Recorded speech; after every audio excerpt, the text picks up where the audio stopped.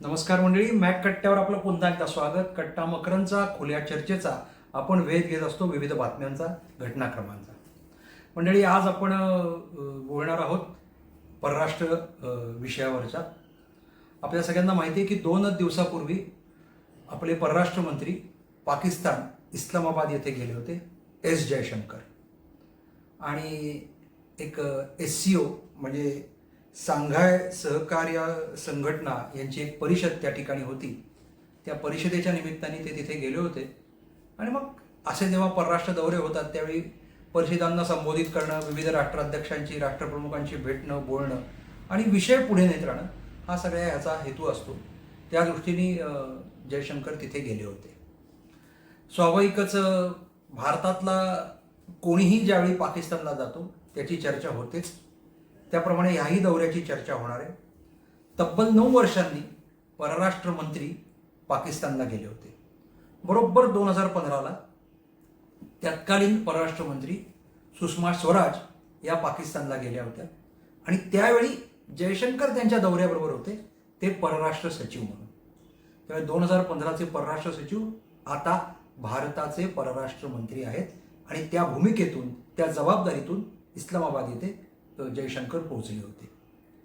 आपल्या सगळ्यांना माहिती आहे की सुषमा स्वराज जाऊन आल्यानंतर त्यावेळी अचानकपणे काबूलहून येताना पंतप्रधान मोदी यांनी धावती भेट लाहोरला दिली होती. आणि मग त्याची ही एक मोठी आंतरराष्ट्रीय स्तरावर चर्चा झाली होती. मंडळी, अशा डिप्लोमसी करावे लागतात, अशी धोरणं करावी लागतात. होय, अशी धोरणं करताना वेळप्रसंगी आपला एक समर्थक वर्ग, चाहता वर्ग काहीसा कट्टू होतो, दुखावतो.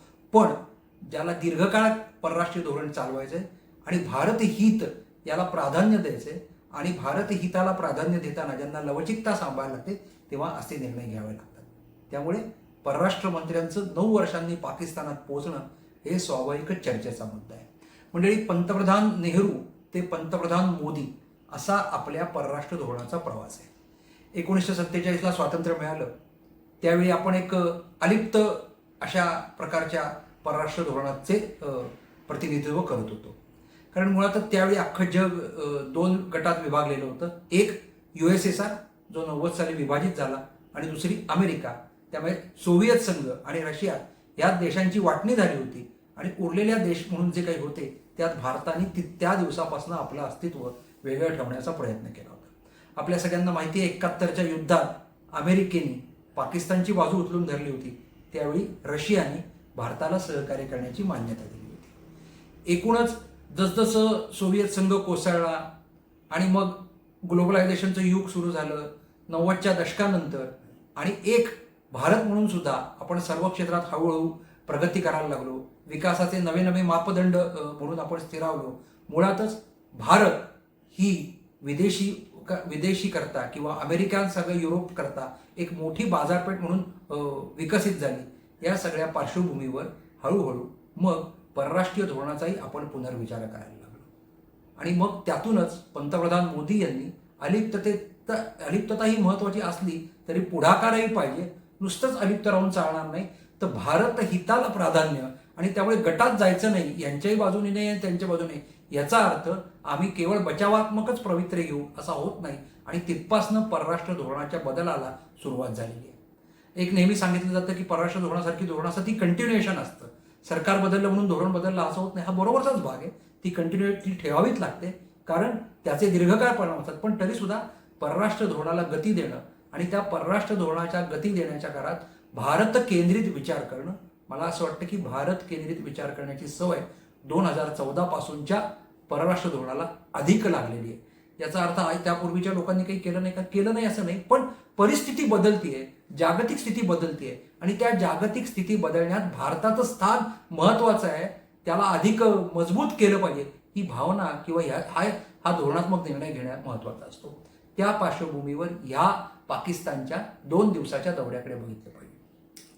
स्वाभाविकच परराष्ट्र मंत्र्यांनी SCO मध्ये भाषण केलं. त्यात त्यांनी सगळ्या प्रकारचे मुद्दे आणले. म्हणजे अगदी आता AIची चर्चा होते, इथपासनं तंत्रज्ञान, इथपासनं अंमली पदार्थांचा वापर, असे सगळे जे जगाला भेडसावणारे मुद्दे आहेत. हवामान बदलाचा मुद्दा जगाला भेडसावतोय, त्या सगळ्या मुद्द्यांवर चर्चा केली. पण प्रामुख्याने दहशतवाद, फुटीरतावाद आणि कट्टरतावाद या 3 मुद्द्यांवर त्यांनी भर दिला. आणि या 3 मुद्द्यांवर भर देताना त्यांनी थेट आणि पाकिस्तान आणि चीन, होय पाकिस्तान आणि चीन या दोन्हीही आपल्या सीमांना लागून असलेल्या देशांना सुनावलेलं आहे. नावं घेतलेलं नाही आहेत, पण जो काही संदेश द्यायचा आहे तो दिलेला आहे आणि तो संदेश आंतरराष्ट्रीय समुदायापर्यंत पोहोचलेला आहे. मला असं वाटतं की जयशंकर यांनी परराष्ट्र खात्याची धोरण ताब्यात घेतल्यानंतर ज्या प्रकारे परराष्ट्र मंत्री म्हणून ते वावरतात, वागतात, भूमिका घेतात, अतिशय कमी शब्दात भारत ते नेमकेपणाने मांडत असतात आणि त्यामुळेच आपल्या परराष्ट्र सचिवाचा अनुभवाचा त्यांना फायदा मिळतोय. एक डिप्लोमॅट म्हणून केलेलं काम, दीर्घकाळ एक सनदी अधिकारी म्हणून केलेलं काम, दिल्लीच्या वर्तुळात आणि विदेशातही त्यांनी का केलेलं काम, या सगळ्याचा नेमका उपयोग ते आज आत्ता आपल्याला देश म्हणून करून देत आहेत आणि त्यामुळे त्यांनी ठोस आणि ठाम भूमिका पाकिस्तानात मांडलेली आहे. एक सगळ्याची चर्चा होत असते की अशा नुसत्या बातम्या येतात का की सुनावले, खडे बोल सुनावले, ऐकवले, तर तसं नसतं. हे प्रत्यक्ष घडत असतं आणि त्याचे संकेतही काही निर्णयातनं, बदलातनं आपल्याला मिळत असतात. मंडळी, वन बेल्ट वन रोड हा चीनचा खूप महत्वाकांक्षी प्रकल्प आहे आणि या चीनच्या महत्वाकांक्षी प्रकल्पाला पाकिस्तानची साथ आहे. मुळातच आपण लक्षात घेतलं पाहिजे, डबघाईला आलेला तरी पण कट्टरतेच्या आधारे सतत भारताला विरोध करणाऱ्या पाकिस्तानला चीन सहकार्य करते, कारण भारत विरोधी कारवाया करण्याकरता चीनची भूमी उपयोगी आहे. आजचं जे अफगाणिस्तान आहे तालिबान शासित, ते मात्र चीनला त्यांना जेवढा हवं आहे तेवढा पाठिंबा देत नाही. अशा पार्श्वभूमीवर भारतात कारवाया करण्याकरता किंवा भारत अस्वस्थ ठेवण्याकरता पाकिस्तान चीनला सोयीचा आहे. त्यामुळे हा जो महत्वाकांक्षी प्रकल्प आहे त्यांचा वन बेल्ट वन रोड, त्या पार्श्वभूमीवर भारताने ठोस भूमिका घेऊन त्याला विरोध दर्शवलेला आहे. या बाबतीतली आपली भूमिका ठोस अशा करताय की हा जो वन बेल्ट वन रोड प्रकल्प आहे तो पाक व्याप्त काश्मीरमधनं जाणार आहे आणि POK हा व्याप्त आहे म्हणजेच भारताचा भाग आहे. आपण एक लक्षात घेतलं पाहिजे, POKवर आपण स्वतंत्र व्हिडिओ करणार आहोत, स्वतंत्र चर्चा करणार आहोत, तो पाक व्याप्त का झाला. पण पाक व्याप्त काश्मीरमध्ये चीनचा हस्तक्षेप आम्ही सहन करणार नाही हे ठणकवून परत एकदा सांगण्यात आपण यशस्वी झालेलो. मंडळी, याच करता अशा आंतरराष्ट्रीय व्यासपीठं, आंतरराष्ट्रीय परिषदा खुबीने वापरायच्या असतात आणि जयशंकर यांच्याकडे ते कसं निश्चितपणे आहे. मंडळी, या सगळ्या एकूण बैठकीचं जे काही होतं त्यातले जे ह्या वन बेल्ट वन रोडच्या पार्श्वभूमीवर Russia, Belarus, Iran, Kazakhstan, Pakistan, Tajikistan, Uzbekistan, Kyrgyzstan हे बहुतेक देश या सगळ्या प्रकल्पाला मान्यता देणार आहे. पण या प्रत्येक देशाचं एक स्वतंत्र कारण आहे मान्यता देण्याचं. इराणची गरज काय तुम्हाला माहिती आहे, रशियाची आत्ताची काय अवस्था आहे माहिती आहे आणि उरलेल्या देशांची अवस्था तुम्हाला काय माहिती आहे. याचा अर्थ हे सगळे मनापासून चीनच्या धोरणाबरोबर जात आहेत का नाही. आत्ता ह्या देशांची आर्थिक स्थिती, या देशांपुढची असलेली आव्हानं आणि या सगळ्या पार्श्वभूमीवर चीन आपला पाठीराखा होऊ शकतो या भूमिकेतनं हा वन बेल्ट वन रोड चीन पुढे नेते आहे आणि नेमका भारताने तिथेच बोट ठेवून हे खपवून घेतलं जाणार नाही असं सांगितलेलं आहे. एका अर्थाने परराष्ट्र मंत्री पाकिस्तानात गेले आणि त्यांचेच दात त्यांच्या घशात घालून आलेले आहेत. परत एकदा 100 अपराध मोजावे लागतात. जयशंकर यांच्या जाण्याने पाकिस्तानच्या आणखीन काही अपराधांची नोंद भारताच्या दफ्तरी, भारताच्या परराष्ट्र मंत्रालयाच्या दफ्तरी झालेली आहे. त्याचे कसे उपयोग करायचे असे सगळ्या गोष्टी जाहीर करून चालत नसतं. परराष्ट्र धोरण, आंतरराष्ट्रीय संबंध हे फार गुंतागुंतीचे, फार नाजूक असतात. ते खुबीनी कसबीनी वापरावे लागतात. त्याचं रिव्हर्स इफेक्ट होणार नाही, आपल्या देशवासियांना त्याचा त्रास होणार नाही. मुख्य म्हणजे 5 ट्रिलियन इकॉनॉमी हे जे उद्दिष्ट ठेवलेलं आहे त्याला कुठेही धक्का पोहोचणार नाही याची काळजी घ्यावी लागते आणि म्हणून शब्दांपासून देहबोलीपर्यंत हे फार जपावं लागतं. जयशंकर हे त्यात माहीर आहेत आणि त्यामुळेच अतिशय नेमकेपणाने भारताचं परराष्ट्रीय धोरण ते सध्या सांभाळत आहेत.